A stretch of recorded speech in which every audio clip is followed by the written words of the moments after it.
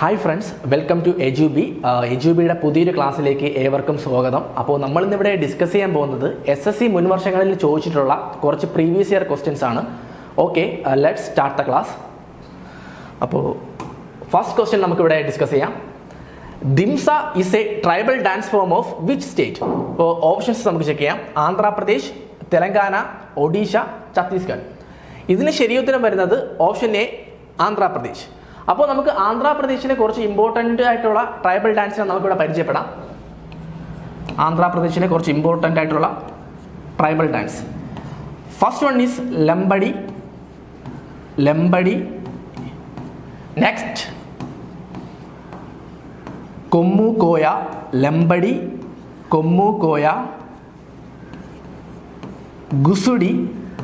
ഗുസുടി and last one is Bottu Bommalu. Important ആണ്. ലംബടി, കൊമ്മു കോയ, ഗുസുടി, ബൊട്ടു ബൊമ്മാലു. അടുത്ത ക്വസ്റ്റ്യനിലോട്ട് പോവാം. Next question number 2. Brihadeeswarar temple is located in which city? Option A Thanjavur, option B Madurai, option C Chennai and last option D Kanchipuram. അപ്പോൾ ഇതിന് ശരി ഉത്തരം വരുന്നത് ഓപ്ഷൻ എ, തഞ്ചാവൂർ. അപ്പോൾ ഈ ബൃഹദീശ്വരർ ടെമ്പിൾ രണ്ട് പേരിൽ അറിയപ്പെടുന്നു. ആ പേര് ഇമ്പോർട്ടൻ്റ് ആണ്, അത് നമുക്കൊന്ന് നോട്ട് ചെയ്യാം. ഫസ്റ്റ് അറിയപ്പെടുന്നത്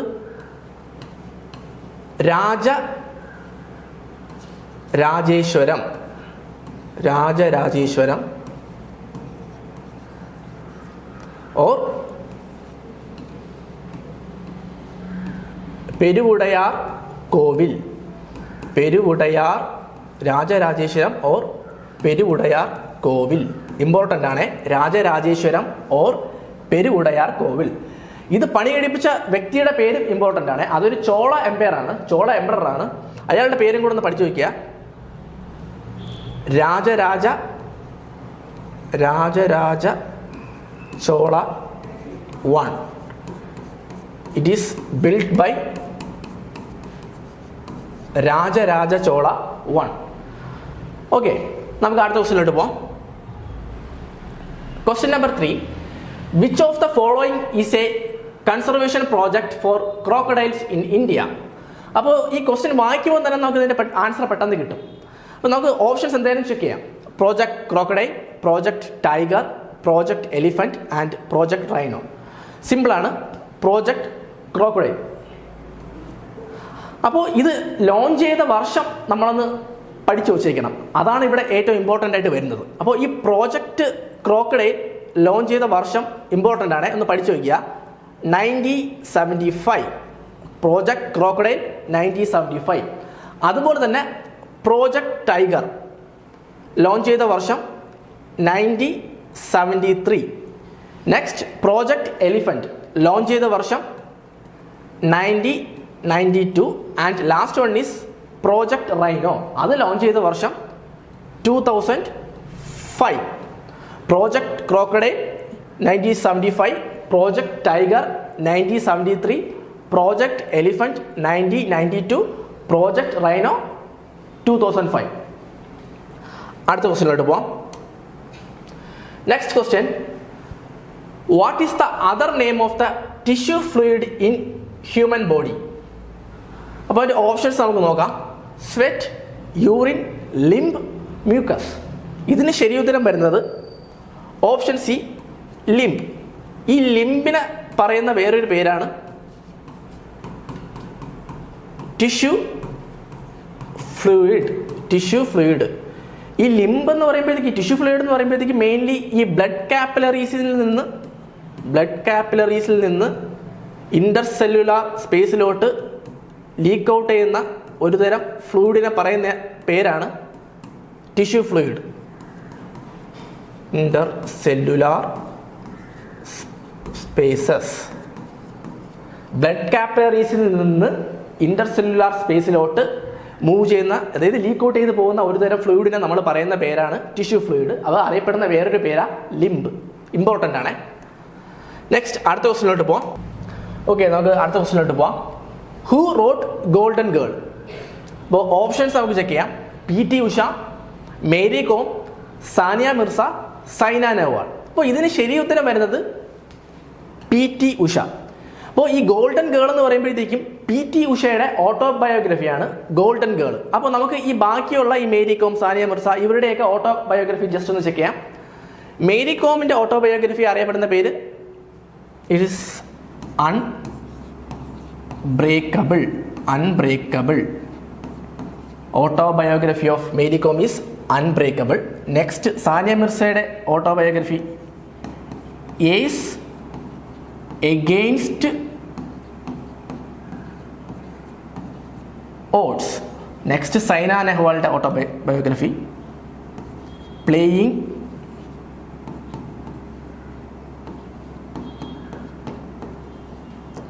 my life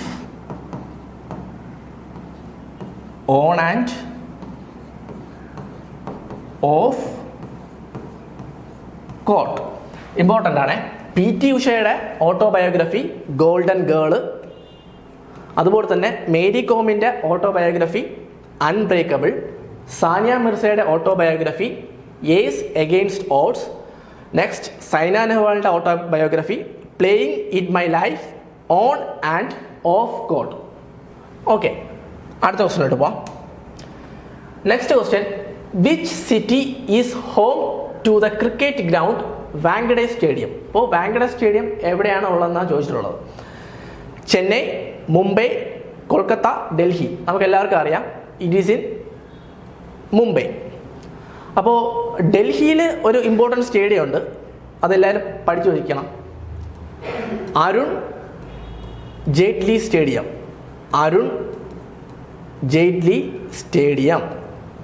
Arun Jaitley stadium.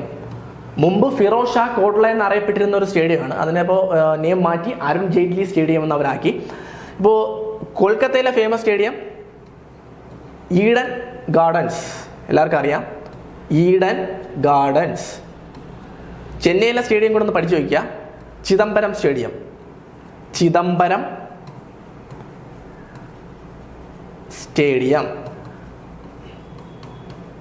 പിന്നെ നമുക്കറിയാം ചിന്നസ്വാമി സ്റ്റേഡിയം, അതും കൂടെ ഒന്ന് നോട്ട് ചെയ്യുക.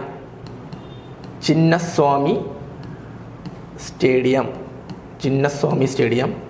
It is in Bangalore.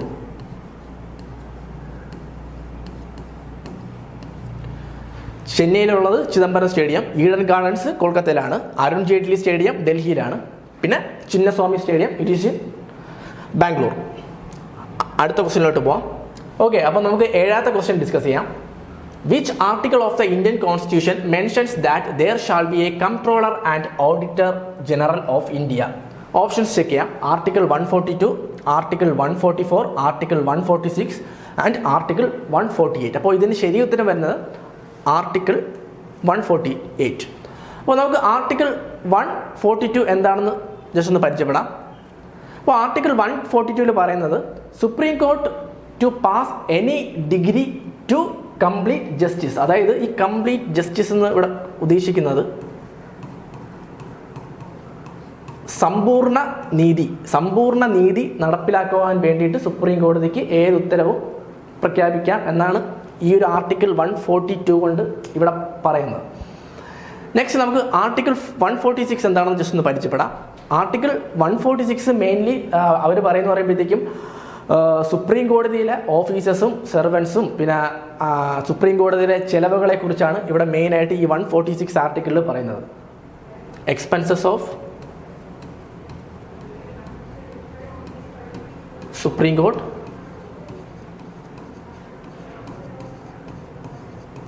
പിന്നെ അത് മാത്രമല്ല സുപ്രീം കോർട്ടിലെ ഓഫീസേഴ്സിനെ കുറിച്ചും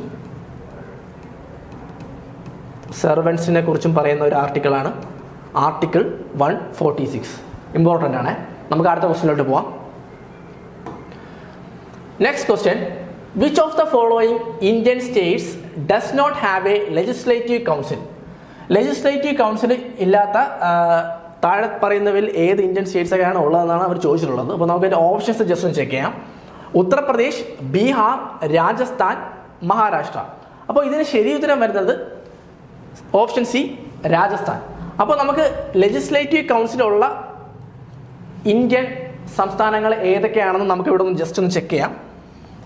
അപ്പോൾ first one is Telangana, next Andhra Pradesh, Telangana, Andhra Pradesh. Next one is Karnataka. Next one Maharashtra. Next one Bihar. And last one is Uttar Pradesh. ഇപ്പോൾ ലെജിസ്ലേറ്റീവ് കൗൺസിൽ ഉള്ള ഇന്ത്യൻ സംസ്ഥാനങ്ങളാണ് തെലങ്കാന, ആന്ധ്രാപ്രദേശ്, കർണാടക, മഹാരാഷ്ട്ര, ബീഹാർ, ഉത്തർപ്രദേശ്. ഓക്കെ, നമുക്കപ്പോൾ അടുത്ത ക്വസ്റ്റ്യനിലോട്ട് പോവാം. Question number 9. The headquarters of WADA are in Paris, Geneva, Montreal and last one is Vienna. അപ്പോൾ ഇതിൻ്റെ ശരിയുത്തരം വരുന്നത് ഓപ്ഷൻ സി, മോൺട്രിയൽ. അപ്പോൾ ഈ വാഡ എന്താണെന്ന് നമുക്കൊന്ന് പഠിക്കാം. ഈ വാഡ മീൻസ് അതിൻ്റെ ഫുൾ ഫോം ഒന്ന് നോട്ട് ചെയ്യുക. World anti doping agency. World anti doping agency. അപ്പോൾ അത് എസ്റ്റാബ്ലിഷ് ചെയ്ത വർഷം കൂടെ ഒന്ന് ജസ്റ്റ് നോട്ട് ചെയ്യുക. ഇറ്റ്സ് എസ്റ്റാബ്ലിഷ്ഡ് ഇൻ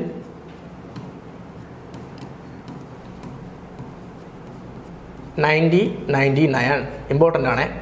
ഈ വാഡ എന്ന് പറയുമ്പോഴത്തേക്കും ഈ ഉത്തേജക മരുന്നുമായിട്ട് ബന്ധപ്പെട്ട് നമ്മുടെ സ്പോർട്സ് ഫീൽഡിൽ നിലനിൽക്കുന്ന ഒരു ഏജൻസിയാണ്. അതും കൂടെ ജസ്റ്റ് ഒന്ന് നോട്ട് ചെയ്ത് വയ്ക്കുക, ആൻറ്റി ഡോപ്പിംഗ്. ഓക്കെ, നമുക്ക് അടുത്ത ക്വസ്റ്റ്യനിലോട്ട് പോവാം. Question number 10. Who was the first woman to be the president of the Indian National Congress? Indian national കോൺഗ്രസിൻ്റെ ഫസ്റ്റ് വുമൺ പ്രസിഡന്റ് ആരെന്നാണ് ഇവിടെ ചോദിച്ചിട്ടുള്ളത്. ഓപ്ഷൻസ് ചെക്ക് ചെയ്യാം. Kasturba Gandhi, Kamala Nehru, Annie Besant and last one is Sarojini Naidu. അപ്പോൾ ഇതിന് ശരി ഉത്തരം വരുന്നത് ഓപ്ഷൻ സി, ആനി ബെസന്റ്. അപ്പോൾ നമുക്ക് first Indian woman president of Indian national Congress ആരാണെന്ന് ജസ്റ്റ് ഒന്ന് ഇവിടെ നോട്ട് ചെയ്യാം. അത് സരോജിനി നായിഡു ആണ്. Sarojini Naidu first Indian woman president of INC, Indian national Congress. അപ്പം അത് ഏത് സെഷനാണെന്നും കൂടെ ജസ്റ്റ് നോട്ട് ചെയ്ത് വയ്ക്കുക. 1925 1925 കാൻപൂർ സെഷൻ. ഇമ്പോർട്ടൻ്റ് ആണ്. 1925 കാൻപൂർ സെഷനിലാണ് സരോജിനി നായിഡു പ്രസിഡൻ്റായിട്ട് ഇരുന്നിട്ടുള്ളത്.